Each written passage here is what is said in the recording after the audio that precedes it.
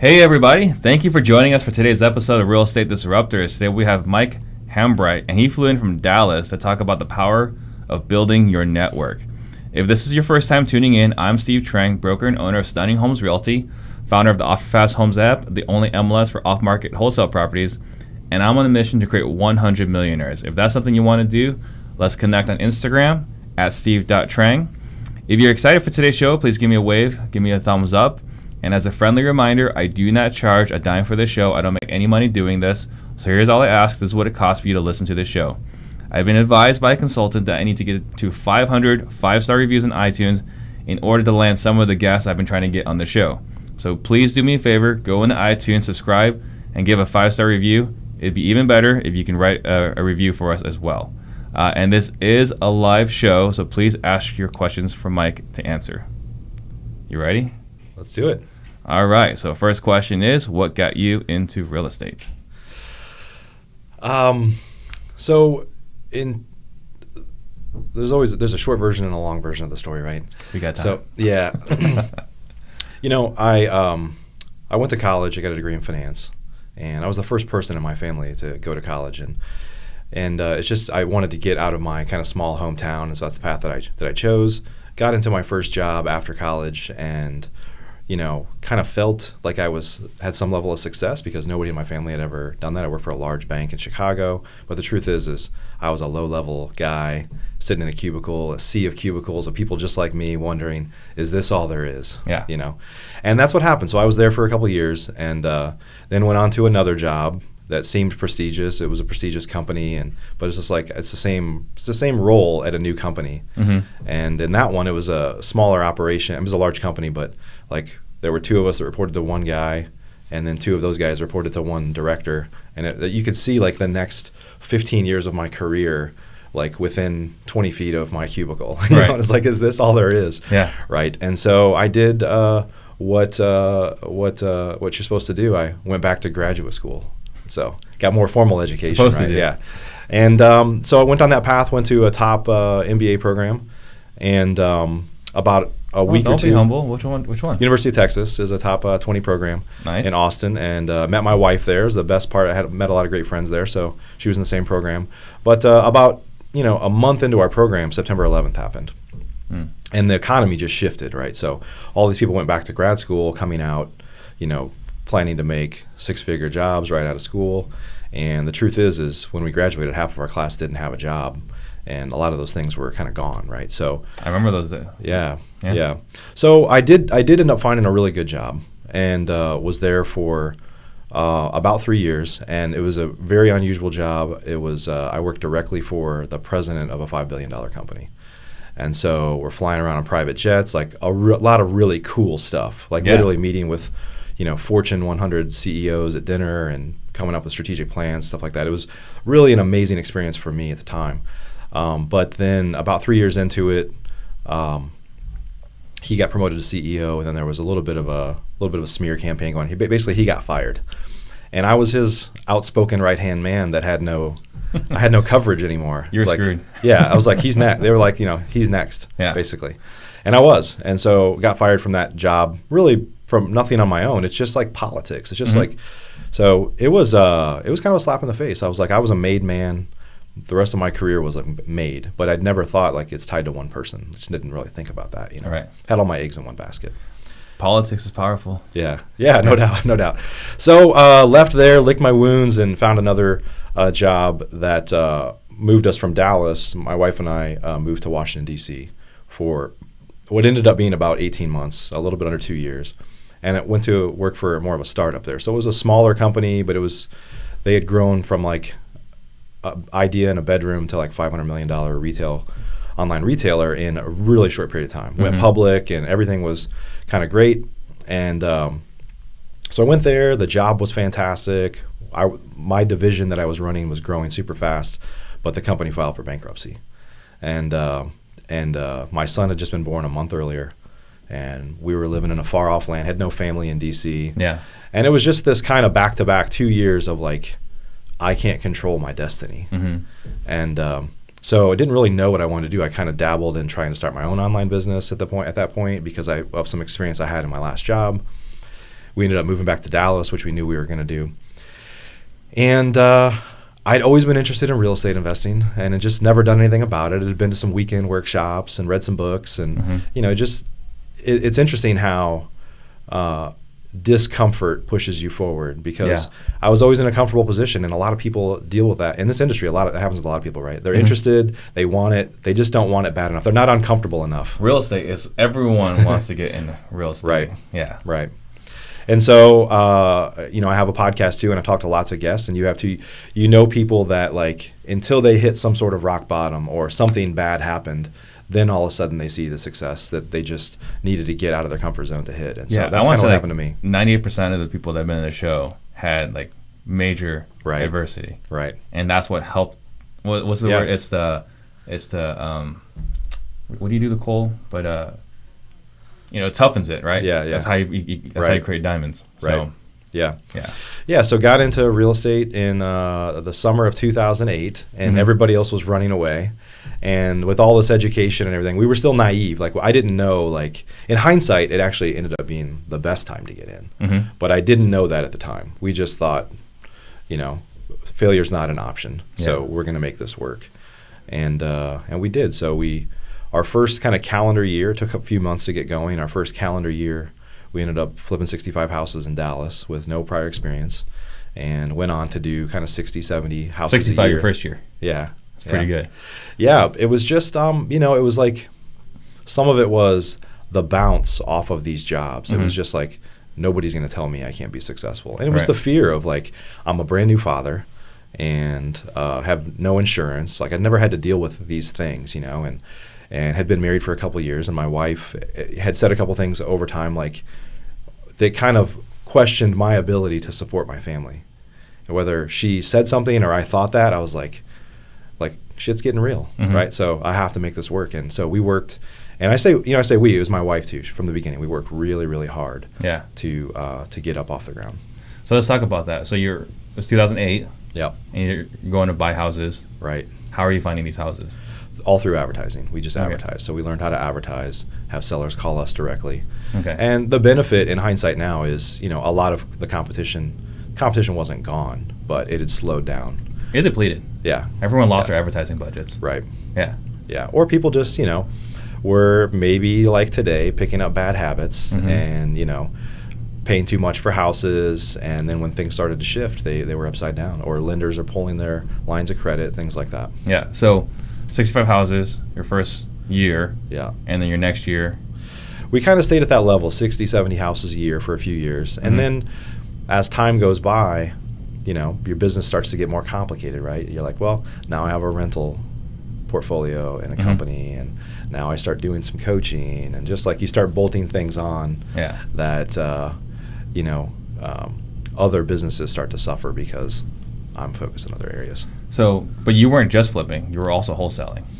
Yeah, so we probably were rehabbing during those first few years. We were probably rehabbing about 70% of the houses. So I'm doing it the hard way too. Okay. And then at some point you got into selling less than good looking homes, companies. Yeah. Right. Okay. So let's talk about that. So you're wholesaling, you're flipping, right, and then you start selling some of these franchises. Selling franchises, yeah. So what was that like? What was that journey like? Well, yeah. So the big company in the country, I was selling franchises for them. And I was effectively like a distribution partner. It was like, hey, you're doing really well. Teach people what you do. And my story was, sexy too for people wanting to get in. Like, I want to do what you do. I want to leave my job. I want to be able to do that. And so I leaned into that, and it wasn't disingenuous. Like I know that if I could do it, somebody else could do it too, and I could show them the way. So yeah, it ended up. I mean, it really started in a way to where this is the truth. Like, when I started in real estate investing and left corporate America, it got a little lonely.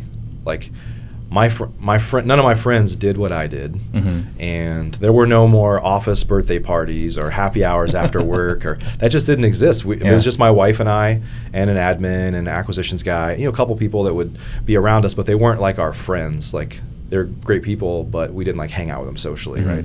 And so it got a little lonely, and I'm like a little social butterfly. So I started like, let me go to these RIA clubs, let me sponsor this. I'm going to start to make some new friends, teach people what I know, and then I would start to take them under my wing and show them exactly what I do. And so for the first couple of years, it was really about me kind of giving back and sharing with people, because it made me feel good to like share what I was doing. It's just like,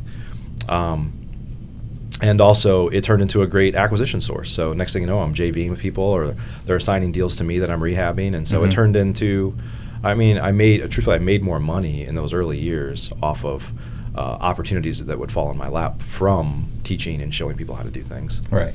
Yeah. And then at some point, you launched FlipNerd. Because we were talking offline. So I've got my app, OfferFast, right? And I said, okay, well, before we go and see if we can make this thing happen, let's just see what the competition is out there.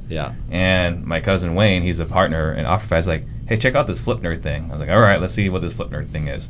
And I'm looking at you, and I had no idea who you were. Right, but that's when you first showed up on my radar. And I was like, okay, this is interesting. So they're kind of like, it looks kind of like My House Deals, but a little bit different. And you and I were talking about how, that's not something that you're focused on anymore. And the reason why I want to talk about it is because we have listeners to the show that are brand new. Right. And it's great for learning technique and learning mindset. We have other people that do have success, right? They're doing 1 to maybe 5 deals a month, and you don't really need to make more than $20K a month. You really don't.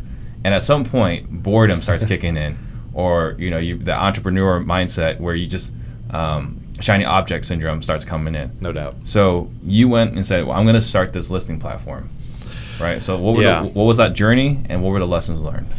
Well, what happened is I was doing something I call Rehab Live in Dallas, and I was doing this to recruit franchisees and build my network.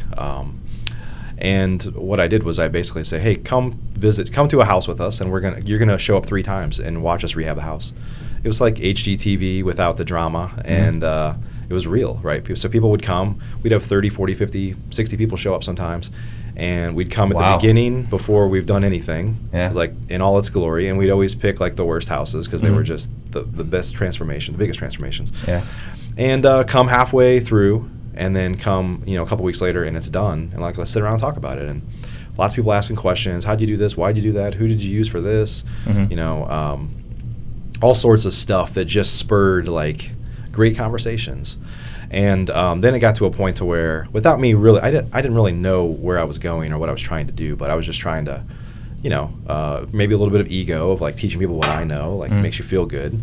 Truthfully, definitely makes you feel good. Yeah, and I really enjoy helping people. Yeah, and so and I know that a side benefit of all that is benefit comes my way. I don't necessarily know what it is, but if you put good things out there, good things come back. I found that. And so then I was like, okay, well, this isn't DFW. How do I get a bigger audience? And so I hired a videographer to start following me around, and we were like, because I was we were rehabbing at the time, 3 years ago you were doing this? So this is about 6 years ago. You're really ahead of the curve. 6 or 7 years ago, yeah. So we launched FlipNerd almost 6 years ago. This Christmas it'll be 6 years. Yeah. And so even before that, we were doing this, and I had no idea how to market. Like my marketing skills are far better now, and I still feel like they're weak compared to some people. But so he was following me around. We were creating these little videos of kind of like a Rehab Live, but we could share it online on social media without having any idea how to use social media, really. So then that evolved ultimately into the podcast. And so, and then I'm like, well, if we're going to have a podcast, we need to have a nice site. And so anyway, I had, like you said, had a lot of, I hate to say the word excess cash flow, but my businesses were doing really well, generating way more money than we needed to live on. And apparently I felt the need to go burn it. So we built this custom platform that was like every possible thing I could think of that we're going to build the best site that's just going to revolutionize the industry without really thinking from a business standpoint of like, how am I going to monetize this? I was just building something really cool without really thinking about people going to pay for this or how am I going to offset all this expense, which is totally dumb. But it's just, we kept doubling down, like the developers would come back, oh, well, this is going to take longer. It's going to cost more and more and more. And you just kind of get to a point where you're like, just do it, just go. We got to get it done, Right. It's like when you remodel like 80% of the house. Yeah. You can't just leave You the can't other turn back. 20%. You can't turn back. You're in. Yeah. So, that led to launching the original FlipNerd site. We're on like version 3 or 4 now. Mm-hmm. But it had all these bells and whistles, and it was like a beast for us to maintain, and it was just like a ton of expense to maintain. We built it on a custom platform, so we always had to use these very expensive developers. And it just got to the point to where we just literally one day I said, I'm going to throw this entire thing away. Yeah. And it was painful because it was a 7-figure investment. So what were the lessons learned? Well, I think you really need to understand who your customers are and what they'll want. Mm-hmm. And I think for me, it was definitely a shiny object. Like I did it because I wanted to do something that had never been done before without really thinking about, does the market even want this? Mm-hmm. So we had a listing platform. There's an education platform inside of there where we had to launch a new training every month. We were committed to like launching these we call them master classes. These, sometimes they were 20 videos long, and it was just like, it was a beating to continually create that. It's like, okay, we're going to do one on wholesaling. We're going to do one on rehabbing. We're going to do one on notes. That's not really me, but I'll pull Scott Carson in. Like mm-hmm. we would you come up with like 5 or 6, and then it started to get harder. Like, what's the next one on? I don't know. What can we do? And we only have 7 days to finish it. Let's figure it out. And it just became a burden. Right. And so we ended up just stripping the site down to just be podcasts and blogs and simplify. Yeah. And so I think the lesson here for some of the guys out there is there's nothing wrong with trying new things, right? I'm all about trying new things, right? Shiny object syndrome. Like there's a reason why that exists, and some of them hit. Yeah. Like this podcast was like, let me just give this a shot. Let me see, if it sticks. Right. But you have to know why you're doing it. Yep. And you have to be sure, like, if you're going to do it, you're committed to it. Sure.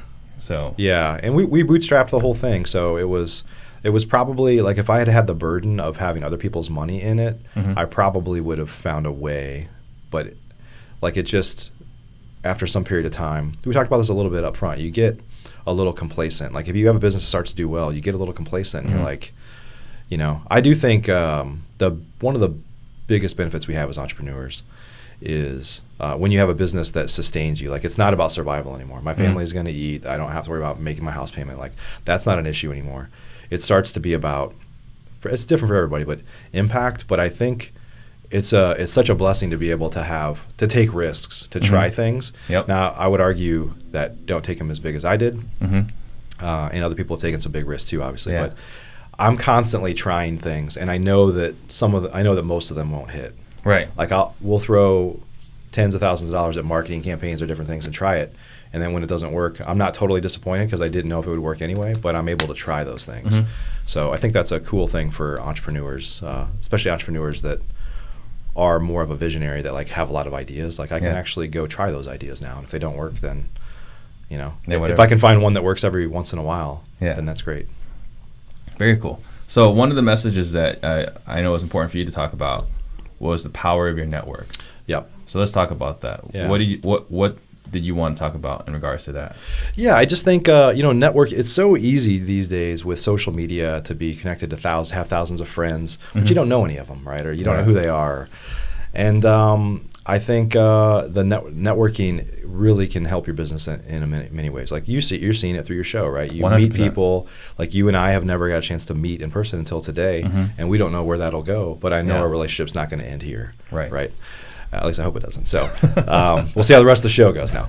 But I think just through networking and meeting people, it'll open up opportunities for you. Now, if all you're doing is investing or wholesaling, it's a different type of networking. You're networking with maybe real estate agents or other wholesalers that you might be co-wholesaling with, or whoever it might be.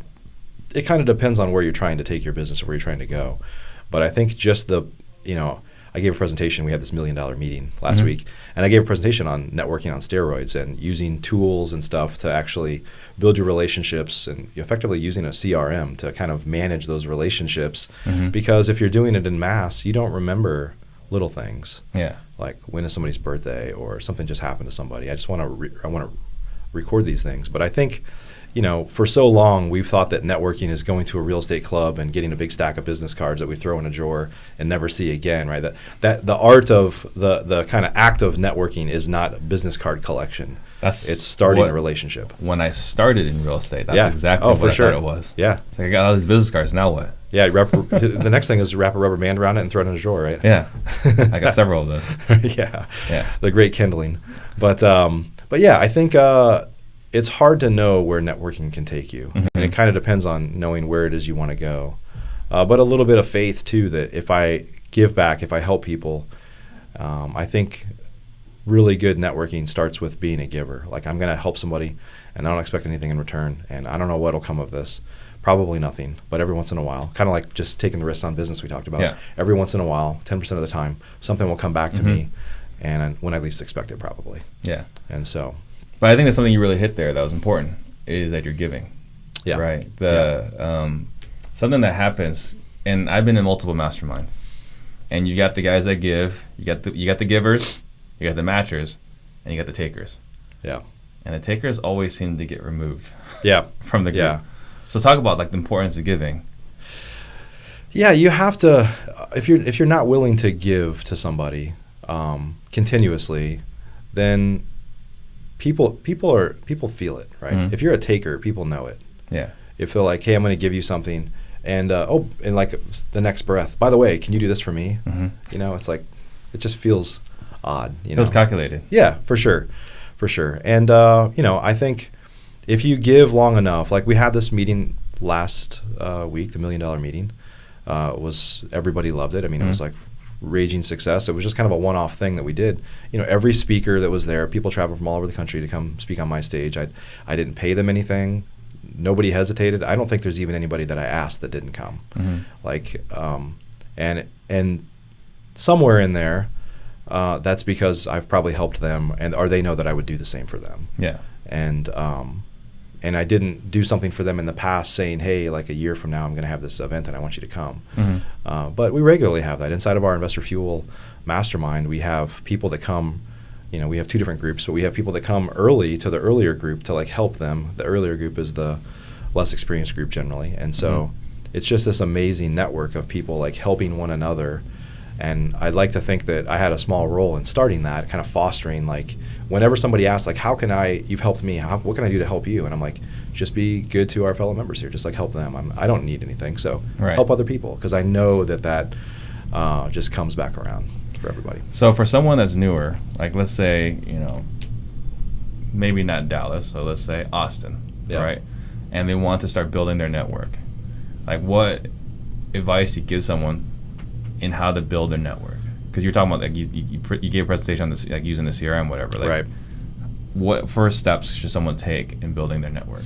So I think you can, and some of these things that I gave in the presentation, I'll talk a little bit about here, sound a little systematic and it may be unnatural. Like, if you're building a relationship, you shouldn't have to use a CRM. But I think there's like a science and an art part of networking, I guess. And well, we can't actually remember all the details. Yeah, there's no way you could. No way you could. Just like when I do a lot of coaching, when I teach people to buy houses, I'm like, when you're at the house, like start to pick up little things about them that you can put in your CRM. Take a note. Like they have a Cowboys jersey on the wall, they're a Cowboys fan, or they're into fishing or whatever it is, or they have a family member that's sick or passed away or not doing well or whatever. If you put those things in your CRM when you're following up and you're like, how's your mom doing? I know she wasn't well the last time I was with you. And like whatever their answer is, they can't believe that you remember that. Right. It's like little things.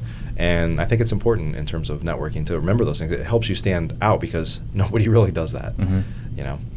But back to your question in terms of what can newer people do, I think you need to kind of know generally what is your goal through networking. It's I want to do more deals, it could be, or I want to find private money, or something like that, right?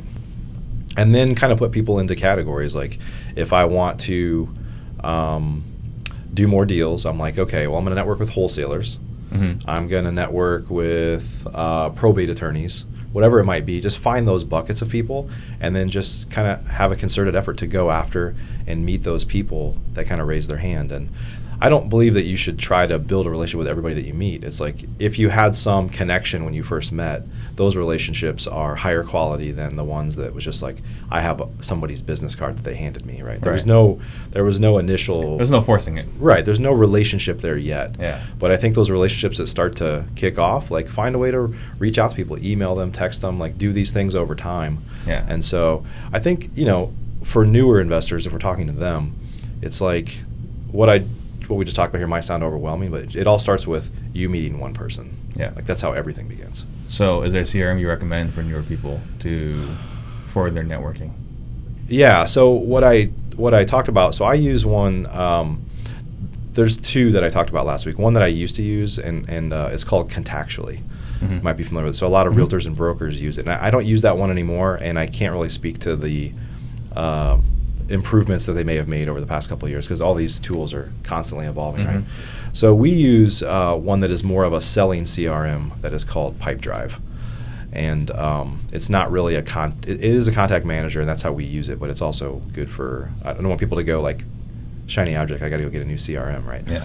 But the thing that I like about it, and there probably are other tools if people want to look around, is that I can connect it with my Gmail account, with a texting app and a phone app, and anything I text, email, or call is all registered in this thing. So, and the beauty of Contactually and Pipedrive is you can set it up to where you'll get notified. You can say people that are in this category, it could be realtors that I want to network with, I can say, turn that person's kind of name, basically, turn it red or turn it a color or notify me or set me a task if I haven't talked to them in X days. Mm-hmm. So it's constantly reminding you haven't talked to this person in a while, some preset number that you suggested, and it's a constant reminder to keep talking to people. You just keep tapping them on the shoulder, like, right. Hey, how's it going? Just want to check in. You may not even have anything, but just want to check on you. I thought about you today.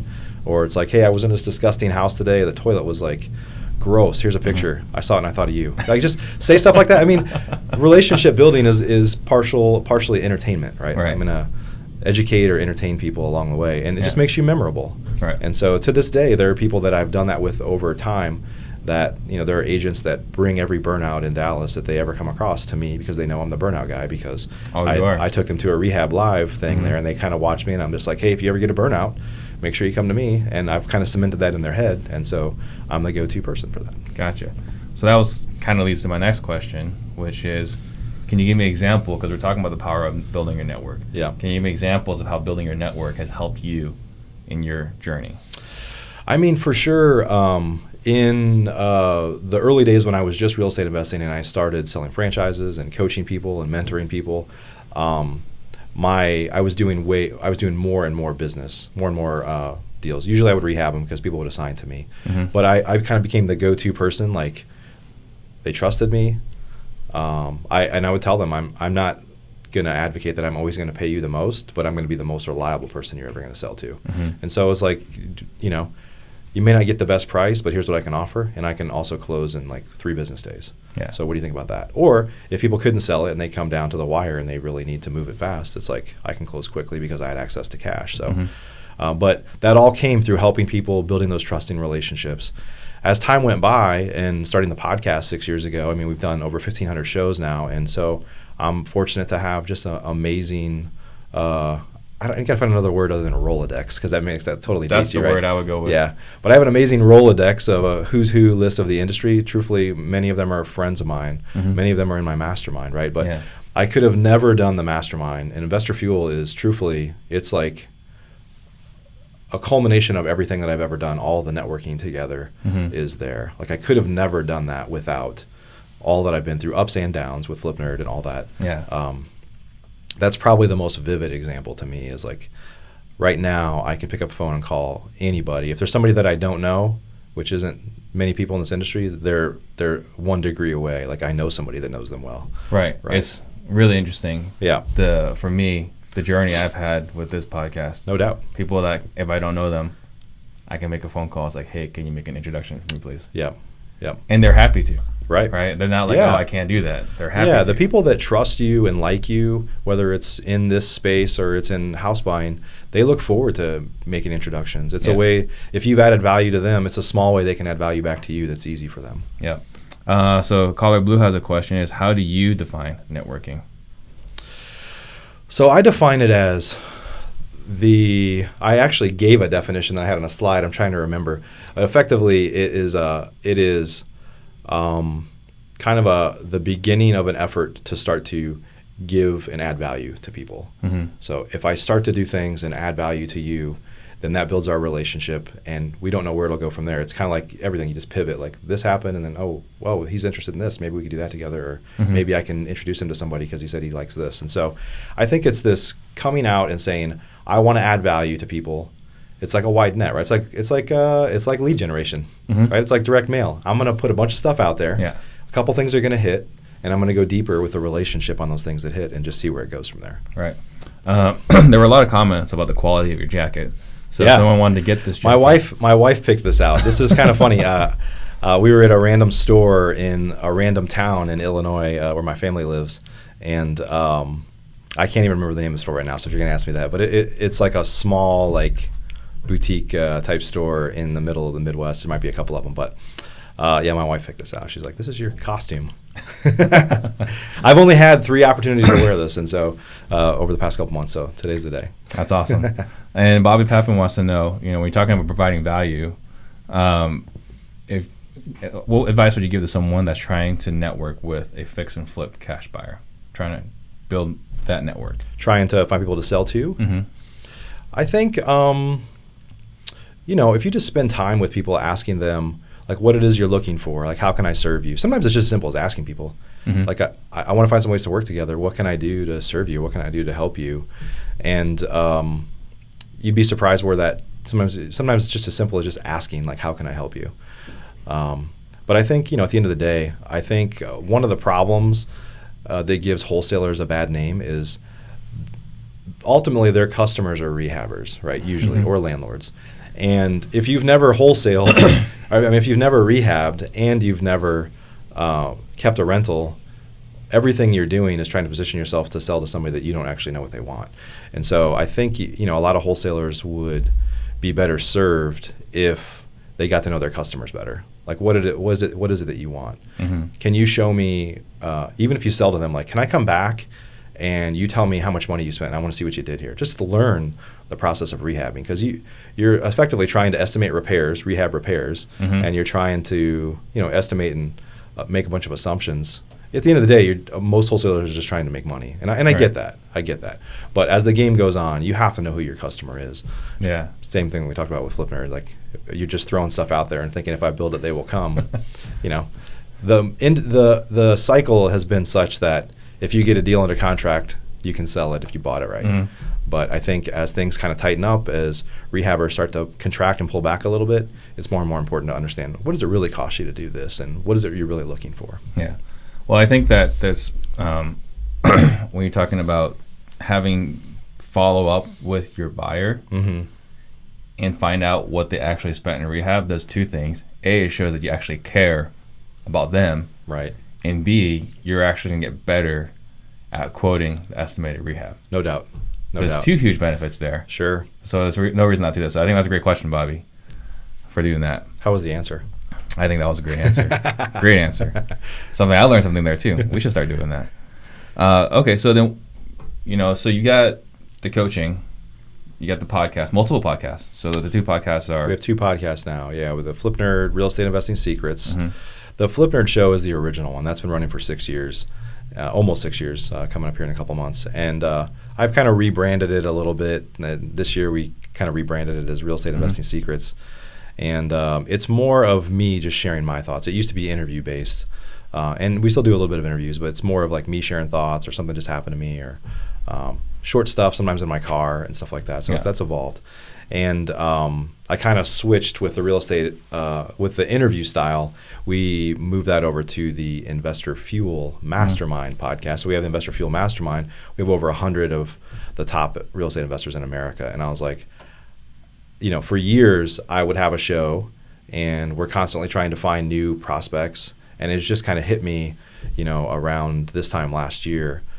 I was like, why do I have to keep finding people? They're already in my mastermind. I could interview everybody. Even if I interviewed them once every 2 years, I have enough content for a weekly show. Right. And plus it's a way for me to get to know my members better. It's a way, many of them are not, some are well-known, celebrity type folks, Trevor Mock, John Martinez, Gary Harper, many others like that.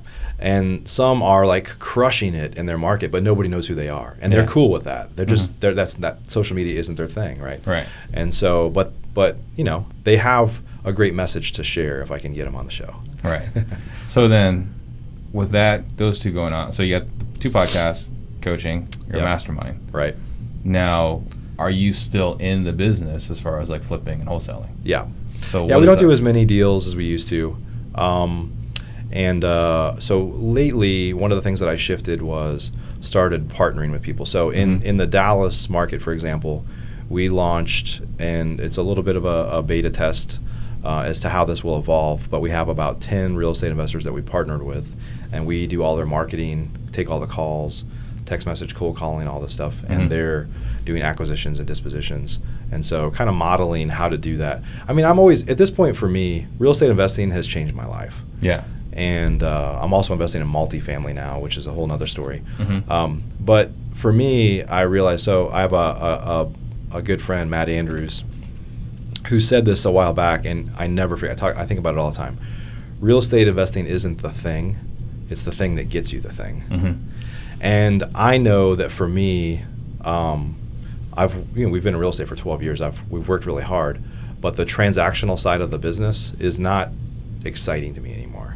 So we still do deals, but it's like, how can I do deals through people and with other people so that I can help them in a way that allows them to grow and I can benefit at the same time. So looking for more and more opportunities to kind of JV. Gotcha. Yeah. So you're building a system for cold calling and texting and direct mail for other people. Yeah. Interesting. Well, we're partnering with somebody that's created it. So yeah. Okay. A little early to talk about that in too much detail. Okay, sure. So then what does your organization look like today? So we have about, I think we have about 9 people on our team. So in the office, there's 5 of us in my office. We're pretty virtual too. So 5 in the office, 4 out of the office. 1 is virtual in America and 3 are overseas. Yeah. So I have a graphic designer and a video editor. She's in Serbia. And I've got a guy in Chicago that does all my IT stuff. And have a virtual assistant in the Philippines. Gotcha. And then business development and sales and event planning and all that stuff is in our office. Is event planning like its own job? It is. We do so many events. Yeah. Yeah, we do a lot of events now. It's turned into, so for us, event planning though, like the mastermind, it's not just the events, it's the experience. Like we give a lot of gifts. So there's a lot of things that we do to build relationships. I mean, so our events are opportunities to build our relationships further with people. It's not the act of setting up something at a hotel and getting it over with as fast as possible, so. Right. You're actually touching and showing that you care. Yeah, no doubt. All right. So then what are some valuable resources that people need to know, listeners on the show, that you're seeing is highly effective, not necessarily just for you, but that you're seeing is good for a lot of the people in your program? Yeah, for coaching students, or at the end of the day, I think it's real easy for people are we talking to people that are just trying to get started in real estate investing, or people that are just getting started, or they're doing 1 or 2 deals a month? Yeah. So the best part of this business is after you scale it up to something to where you can start to outsource your roles. Like if you're doing a deal a month, you can't afford to have an admin and an acquisitions person. Right. Or if you have the money, I guess you can't afford not to hire those people because it's an investment. But it's hard. As real estate investors, we're trained to be frugal or cheap or scrappy or like just move, I'll just do it myself. Right. Yeah. But the problem is that gets in your way of doing more volume. And we all want this like freedom. I want to be able to have a business that runs without me. Right. And so you can have it, but you have to get up to a point to where you can afford to pay yourself what you think you're worth, and you can have a small staff at least that allows you to get it. So I think when you get up to, it's like a stair step. You start off 1 or 2 deals a month, you're probably doing everything yourself. And you get up to 3 and 4, then it's like, okay, I'm going to bring on an admin and an acquisitions person, and then your business can start to stair step up to that 3rd step. So that's one tip is like you have to invest in your business. Otherwise you have a job, right? You're self-employed. And the other thing I would say is be very, very careful on social media. It looks like there's people out there that are living this life that, and I'm guilty of that. I mean, I've been traveling a lot. I'm out here visiting friends and doing things, and we travel a lot. We're fortunate to do that, but I couldn't do that at the beginning. And so, but I would say don't look at social media and compare yourself to anybody else. Like just get your own goals, set your own goals, and be you. Just do your thing. let that inspire you. But the truth is, at best, half the story is on social media, right? So Yeah. Yeah, you see the best 5% of their lives. Right. And guys, this is a live show, so please, post your questions. Mike's happy to answer them. So something you and I talked about before the show started, and this is something I ask every guest, is what is your why? So you want to talk about your thoughts on that? Yeah. It's something I struggle with because it's like, why am I doing this? And I think a lot of entrepreneurs and real estate investors get to a point to where you're like, this isn't about survival anymore. Like, I don't need to do this. I didn't need to fly out here today to do this. But for me, it's trying to find my purpose, and I think my purpose is by trying to impact other people. Yeah. And so, at the end of the day, I struggle with that balance because I'm away from my family now, right? Mm-hmm. And so you have to balance that of sometimes we say I'm doing things for my family, and then you've heard people say, well, your family would probably rather have you at home right now versus out saying you're doing stuff for your family. So it's real easy to get caught up in this thing of I'm doing this for my family, and I think some of what I do is self-serving. It makes me feel good to help other people. I know that'll come back to me somehow, and I won't use the cheesy cliche and say that I'm doing it for my family. Ultimately, my family comes first before everything else. But I'm just fortunate to have a wife that supports me in trying to do these things, and sometimes it's a burden on her, and we have those conversations about, hey, we need to pull back on this because I need more help. Yeah. But I think we talked about this a little bit up front. Sometimes I don't really know what my why is, and I've struggled with that. And we had Sean Whalen come talk to the Ambassador Fuel group in Salt Lake City back in February, and he made some comments about how some people beat themselves up so bad about not knowing what their why is, and it really resonated with me because I'm like, sometimes I feel it's like this, and why am I doing this? Why do I want to do this?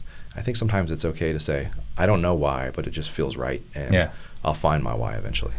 So this is something that I think is a great point because I struggle with this a lot too, right? Because when we first started, everyone, what's your why? Money. Yeah. But money doesn't get you out of bed. Well, if money's still getting you out of bed, it's probably because you're still in survival mode. Yeah. Right. And then we get to this next phase, impact, and that's kind of where I read, there's Simon Sinek's Start with Why, and then he has another book which is Finding Your Why, because I struggled with it. Right. And I was reading it, and I think mine is very much like yours, which is impact. Yeah. And there's a lot of guys that say, my family's your why, but like you said, your family probably rather have you at home. And I actually have those same exact conversations with my wife. Yeah, yeah. Right? I was reading an email as I sat down here, and my wife's like, hey, I look at your calendar, and we need to talk. Got a bunch of travel. I'm gone next week for something else. And she's like, why is this all happening in 1 month? Yeah, yeah. So I got Houston this week. Yeah, yeah. I got Biloxi end of the month. And then I actually have a mastermind that I'm in that's next week that my wife's like, look, you can't leave 3 weekends out of the year. Right. So, I have that same exact struggle. So, I think that's in 1 month. Yeah. So, I think that's a very good point that, a lot of people that say, I'm doing this for my family, sit back, reflect. Are you really doing this for your family? Right. Because your family might actually want you at home. Yeah. Yeah. Yeah. Yeah, it's a struggle. I mean, as entrepreneurs, a lot of us are, no matter how much success you've had, we've been through the feast and famine mode, right? So we're kind of like, if you've ever met anybody that's really old, that's been through the Depression, they're just they're usually, you can tell they've been through the Depression, right? Very, very frugal. Yeah, even if they don't have any problems anymore, they're just frugal. They're they don't think, they're not flashy. And so we've been through that. They're not going to have an abundance mindset. They can't. Yeah, right. And so we've been through those things. And so sometimes it's still, even though there is no famine and there's no famine in sight, you still have it in the back of your mind, well, there could be, what if somebody takes this all away from me or whatever, you never know. Yeah, there's it's like a pit bull, they could be calm. A lot of people say pit bulls are really calm, but in the back of their mind, they've got some fight in them if they need it. Oh yeah. So something that my wife and I had multiple heated discussions about was leverage and how much do you leverage, you know? Yeah. And for me, I was like, just, let's put it all out there. Let's invest every dollar. And she's like, no, I need this amount of safety and security. Right. And about a month ago or a month and a half ago, she started having conversations about hey, let's take more chances right now. And I'm like, no, we need to have, because we've been through the famine. Right. We went through 2007, 2009, 2011, where we're facing foreclosure and massive credit card debt. So even though we're not going through any famine right now, and it's not one in the near future, is still in the back of my mind as well. Yeah, I think one thing that really helps, back to this like taking risks and trying things, is when you get to a point to where you're like, so for example, we paid our house off, our personal house, which doesn't make sense that we could borrow cheap money and go leverage. I'm a finance guy, like I get that, but there's just some security in like I don't have a house payment. We live we have nice stuff, but we live below our means, and we have some money tucked away. So it's like, if the shit ever hit the fan, like we're okay. And I know enough now to know just everything I've been through because of my network and stuff like that. Like, if somebody took it all away from me, like, give me a year and I'll be back. Right. You know, and I don't know what that looks like, and I hope I never have to figure that out.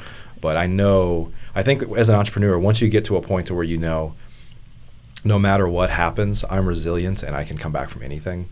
There's a lot of it really kind of eases your it does eases your pain, I guess. In fact, I had that conversation with Jesse Burrell, who's in your group. Yeah. That you I know had lunch with him yesterday. What's that? I had lunch with him yesterday. Okay, yeah. So he was saying, like, you know what? Even if crap is the fan, we're gonna be all right because of our network. Yeah. Yeah. Yeah. Okay, so Omero Corona wants to know how much is the Ambassador Fuel Mastermind. Yeah. So And if you don't want to answer, you don't have to, because I don't have. Yeah, the best thing to do is we have two groups. It's not cheap. I'll just say it's not cheap, but it is the best investment you could make. I mean, there are commonly people in our group that say that they've tripled their business this year because of Investor Fuel. Yeah. And it's just because of, one, it's getting around people that are, it's like saying something that you thought was true and you're like, oh my God, why am I doing it that way? I'm going to do it this way. Or just little, when you operate at a high level and you learn a little tip and trick, like sometimes that little nugget like moves the needle in a significant way in your business. So we really have two groups. We have a group for people that are doing 10 to 50 deals a year, and then that we call that the gold group, and then we have the platinum group, which is 50 deals and above. Yeah. And so our next event, actually our last event for the year, actually is in about 3 weeks from now. So if anybody's interested, they should just go to investorfuel.com, and we have a little process where you can apply and get on the phone with us, and we'll talk more about it. Gotcha. And then Bobby wants to know, in regards to virtual wholesaling, are realtors the best resource for finding cash buyers? So if you're going outside your market and you're trying to expand, finding cash buyers, are realtors the best resource? So I'm not a virtual investor myself. So I've done some deals virtually, but that's not really my core focus. But I know a lot of people that invest virtually, right? Or a lot of people that are in our group. So I think that's a possibility. I mean, you could always ask realtors if they have any cash buyers. Every realtor will generally say, "Oh, I work with investors." You know, sometimes you know how that goes. Like sometimes it's like, well, one time 5 years ago they sold a house to a guy that was keeping it as a rental. But no, I think depending on the market you're at, if you can pull data and find cash buyers, like if you can pull, if you can access the MLS and you can find where were the cash transactions, that's a great way. Or if you pull like who owns houses in that area. Specifically for landlords, like who owns more than one house in that area, you can start to find other investors that you could sell to. So those are a couple little tips. Gotcha. And then Savado wants to know, how did you find your first multifamily deal? So I've been doing them through partnering with Corey Peterson, the Big Kahuna. So I was with him and his wife last night. Corey's like my brother, and his wife was heavy-handed with the wine last night. But yeah, through Corey, he's an expert. I mean, just like I have become an expert in single family, I'm like, I want to get into multifamily, but I don't want to go learn everything myself. So let me partner with somebody that I trust, that I think is one of the best in the business, and that's where I went. And does that ultimately cost me money when I invest? Like, he's benefiting from that, and other people are benefiting from that, and it's not me. Yeah, but that's just kind of how this works. It's the same with my coaching. Like, if people pay to get coached, they're learning. Eventually, they'll be self-sufficient.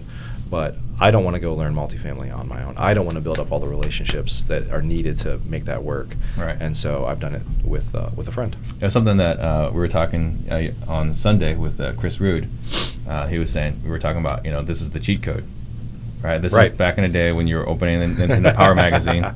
Yeah. Right? And you went straight to that. Like for me, as a kid, when I got that magazine, I went straight to the cheat code section and looked for any games I was playing. Right. And that's what masterminding and coaching does for you. Yeah, absolutely. Right? It's a shortcut. Why spend all that extra time and lost opportunity when you can shortcut that learning process? Right. Let me go ask somebody that's done that before, so I don't have to learn. That has solved this exact problem. Not even like a similar problem. This exact problem. Yep. Okay, so Isaac Avalos wants to know, where do you hold your REI meetups? I don't have meetups. Yeah, we have a mastermind. If that's what he's talking so about. what is your where do you do that? Investor Fuel. So we We have 4 main meetings a year. These are the big ones. We have some other get-togethers as well, and we'll be doing more and more like adventure and travel type things in the year ahead. I'll tell you about that a little bit later. But the 4 main meetings, we host 2 in Dallas Fort Worth where I'm based, and then we rotate the other 2 to other. We just started doing that this year. So in February we went to Salt Lake City, and then we went on a ski trip afterwards. We had about 40 people there were about 100 and maybe 60 people there. 40 came skiing, and then a small group of us went snowmobiling and dog sledding in Yellowstone afterwards. So, and then we were in San Diego, and then that was just that was August. Gotcha. And then February we're going to Nashville. So we kind of try to do one a little bit east, one a little bit west, and then 2 in DFW where we're based at.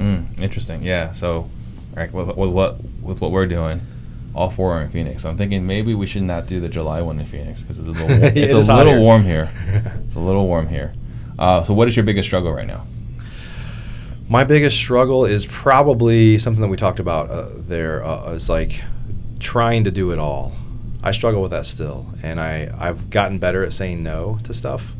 But if my team were here, they would kind of tell you, I'm like, hey, yeah, I've got this new idea.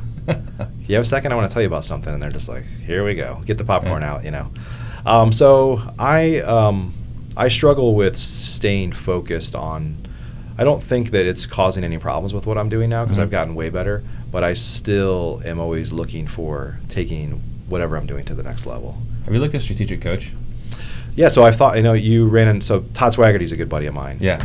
And I've thought about it. And the truth is I want to do it, but here, back to the travel thing, I'm like, my wife will kill me if I say I'm going to go to four meetings next year. So I might, but we'll see how the next month goes. Yeah, because that's one of the impact filter. Yeah. Maybe have Todd teach you the impact filter. Yeah. Hopefully he's mastered it. So Todd's family and my family, we're going to Cabo together in next month. So we'll spend some time talking about that. Yeah, because that's exactly the one thing, the tool to keep the visionary from causing problems. Yeah. Right? I'm a problem. I cause problems. Me too. It's almost like the cat with the ball. Like you're kind of bored and you're like, I'm going to start batting this ball around and just like play with yourself, or like figure out some entertainment. That's what I do in my business. I'm like, let me break something so it has to be fixed. I mean, that's how most visionaries are. You got to cause problems, but those problems lead to bigger, better solutions. Hopefully. Right? So then on the flip side of that, what is your superpower? I would have to say, we've talked a lot about it, but relationships. Like I don't hesitate to try to help people, and it starts to come to another level. Like I have really good friends, a lot of people that have been on your show, people that that we talk regularly. Like, how can I help you? What are you doing right now? What are you struggling with? Just asking those questions. Yep. It shows people that I care, and I do genuinely care. Genuinely care. And I wish them well. And so I think it's, we've talked about it. We've kind of beat it dead on the show, but I think it's kind of networking and relationship building, I'd have to say. Gotcha. And your favorite, best, or most interesting failure? Favorite. I don't have a favorite failure. That's like an oxymoron, right? But, yeah. I would say, something else that we talked about here. We invested about 7 figures into building the original FlipNerd, and while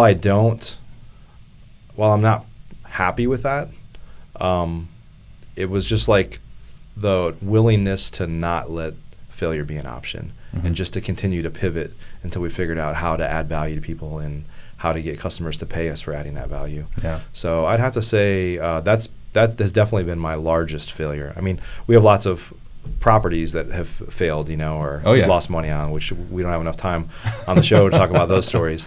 But my biggest business failure was the original build out of FlipNerd. Yeah.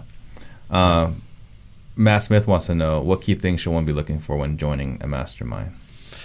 So I think you really have to see, like, culturally, does this fit what I want to do? So there are some masterminds out there that are more ego-driven, and there's a lot of talk there. It's like social media on steroids. Like, here's all the awesome stuff in my life. But I think one of the things that we've managed to do is allow people to, and even ask people to get vulnerable, like share what's not working, because the truth is if we just celebrate the good times, like our value is helping through the bad times. So at our last event, for example, there's a guy that he almost didn't come because he didn't want to admit that he's got a lot of debt right now with hard money and a bunch of houses that aren't moving, and like millions of dollars in debt. And he was like just drowning. And I was like, get up in front of the room and share that. And usually we have these hot seat presentations and they're 20 minutes long. Well, we talked for an hour, like trying to help him through this. People are just pouring love at him, like, let me connect you with this. Let me help you. What can I do? And so I think you have to find that culture of people that will push you to another level and not just stroke your ego, basically. Yeah. It's a great point. And then Jesse Burrell wants to know, who's your favorite sponsor for Investor Fuel? It's Jesse and Evo, of course.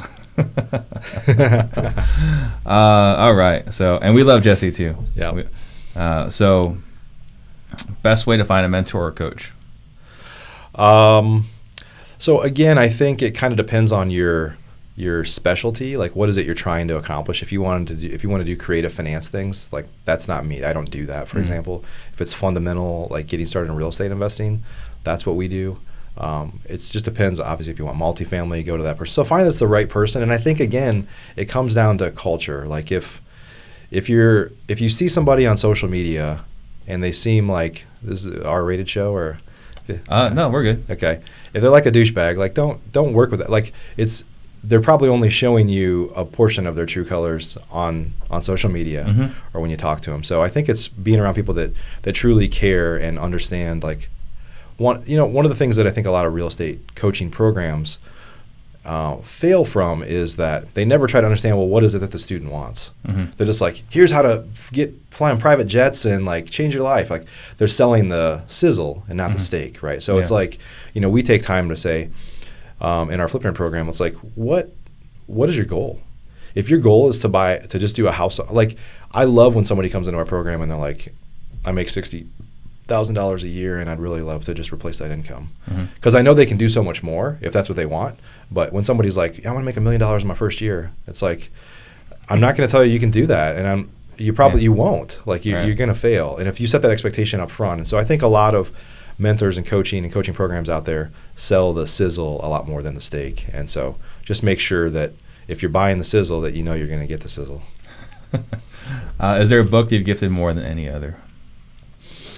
The one thing that we've gifted more than anything is a little bit of a shameless plug. My wife created a bucket list journal. So she sells journals on Amazon, and we have, I should have brought one for you, but we have a bucket list. So we're big on travel. We do a lot of travel. And she's always written out, like, these are all the things I want to do, all the things I want to experience, all the places I want to go. So then she ended up just creating an actual journal for it. So it's called the Ignited Life Bucket List Journal. And when she created it, we have hundreds of them shipped to our office, so we give them away pretty regularly. Coincidentally, that's a little shameless plug there, but well, I'm going to ask you for that because my wife and I have some things that we need to do. Yeah, and that we've verbalized them, but they have not been written down. Yeah, you got to write it down. Yeah, you got to visualize it, and you got to do it. Yeah, so I'm going to look forward to that gift. Yep. All right, so I want you to think about one last thought you want to leave the listeners with while I make a couple quick announcements. So guys, some of you guys saw I posted this morning all our recorded coaching calls. You guys wanted access to that. If you guys want access to our coaching calls, please go to disruptors.com with an O. Found out recently that someone is using Disruptors with an E to steal my listeners. So disruptorso.com and fill out the application there. We can discuss about our coaching calls. And then I'm going to be speaking in Houston, Wholesaling Live, in just a few days. Wholesalinglive.com. Put in RED for 25% off if you guys have not signed up yet. I look forward to seeing a lot of you guys there. And then later this month, I'll be in Biloxi, Mississippi, October 25th through 27th for Real Estate Roundup Live. You want to check that out, go to bit.ly/RER Live. And then I'll be finishing the year with Chris Rude in New Orleans on December 6th through 8th for Skillathon 2019. That's bit.ly/2019skill. And with that, last thoughts. I would say, depending on where you are in your business, if you're just trying to get started or you're trying to take your business to the next level, like, don't let failure be an option. It's real easy for us to get complacent and like people to feel like, well, I tried and didn't work. It doesn't work for me right now. The market's bad. whatever. There's people that came into, people in Dallas, just like Phoenix, that for years have been saying, the old school guys that like they can't, this doesn't work anymore. And then you get somebody like Jamie Woolley, RJ Bates to come in and just rock. Like it didn't work for you because somebody moved your cheese and you couldn't follow it. So so the market's shifting right now. So don't let people saying it's a bad time to get in persuade you to not get in. Be smart about it, what you're doing. There's always opportunities. I mean, a lot of our business comes from bad things that are happening in somebody's life. It could be death, divorce, inheritance, problem rentals, things like that. Those things do not follow market cycles. There's always opportunity that exists if you're looking to add value to people and be genuine. And so if your goal is to be self-sufficient, to stop working for somebody else, to have build a better life for your family, no matter where you're at right now, real estate is a great vehicle to do it. You just have to stay focused. Perfect. What is, if someone wants to get a hold of you, how do they do that? Probably the best way is I'm a little bit of an addict with Facebook, and I just created a new Instagram account yesterday, actually. So it's at the Mike Hambright, and so you just created that yesterday? Yeah, I have one. I hired a guy, and he's like, "Hey, it's like I don't know why he said it, but he's like, we want to start with a new account." Yeah. So anyway, I think I tagged the right one. Yeah, hopefully. So it's either on Instagram, the Mike Hambright, or on Facebook. And that's not the Mike Hambright with the swastika tattoo on his chest. There's one of those too. Awesome. Very cool. Thank you very much. Absolutely. Thank you, buddy. Thank you guys for watching.